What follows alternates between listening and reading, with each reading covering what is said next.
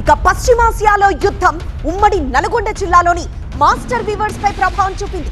కడలుంగి ఉత్పత్తి తీవ్రంగా ఆగి దాదాపు 25,000 కార్మికులు ఉపాధి కోల్పోయారు. జిల్లా వ్యాప్తంగా పవర్ లూమ్స్ ఒక్క షిఫ్ట్ లో మాత్రమే పనిచేస్తున్నాయి.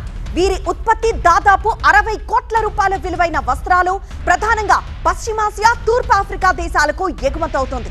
ఇప్పుడు యుద్ధం కారణంగా ఎగుమతులు ఆగిపోయాయి. మరింత సమాచారం మా కరెస్పాండెంట్ రేవన్ అందిస్తారు.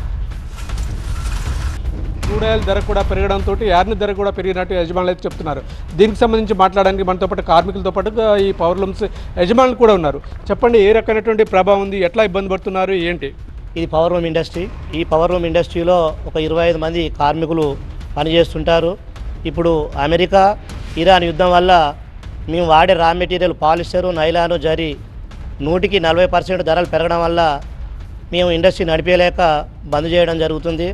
కార్మికులకు ఉపాధి లేదు, కంపెనీ దగ్గర వచ్చి కూర్చుంటున్నారు. ఈ తయారైన ఉత్పత్తి బట్టలు మాయి పశ్చిమాసియా దేశాలకు కండువాలు కానీ లుంగీలు కానీ వెళ్తుంటాయి. వాటికి ఇప్పుడు ఎక్స్పోర్ట్ కూడా బంద్ అయింది. మేము కొనే మెటీరియల్ ధర పెరగడం, మేము ఉత్పత్తి చేసిన బట్టలు ఎగుమతి బంద్ కావడం వల్ల తీవ్ర ఆర్థిక సంక్షోభంలో కూరుకుపోయిన మమ్మల్ని గవర్నమెంట్ ఆదుకోవాలని విజ్ఞప్తి చేస్తున్నాము. కొంతమంది కార్మికులు కూడా ఉన్నారు. చెప్పండి, ఈ యుద్ధ ప్రభావం మీకు ఎట్లా ఉపాధి మీద ఏ రకమైనటువంటి ప్రభావం చూపింది? ఈ యుద్ధం వల్ల కార్మికులు పవర్లో మీ ఇండస్ట్రీ మీద చాలా ప్రభావం పడింది. 12 గంటలు పనిచేసేది యజమాని 6 గంటలే చేయవలసి వస్తుంది. 6 గంటల అంతకంటే ఎక్కువ పనిచేస్తారు. భార్యాభర్తలు ఇద్దరు కష్టపడితే ఒక 600 రూపాయలు పనిచేస్తారు. ఇప్పుడు ఒకటే పూట పనిచేస్తున్నాం కాబట్టి ఒక 300 రూపాయల వరకు అవుతుంది. చాలా కష్టంగా ఉంది. గవర్నమెంట్ ఆదుకోవాలని కూడా మేము గవర్నమెంట్కి మనవి చేసుకుంటున్నాం. మొత్తం మీద ఏదైతే యుద్ధ ప్రభావం అయితే పూర్తిగా పవర్ లూమ్స్ మీద పడడంతో ఎక్కడికెక్కడికి ఉత్పత్తి అయితే నిలిచిపోయింది. కార్మికులు కూడా రోడ్డున పడినటువంటి పరిస్థితి కనిపిస్తోంది.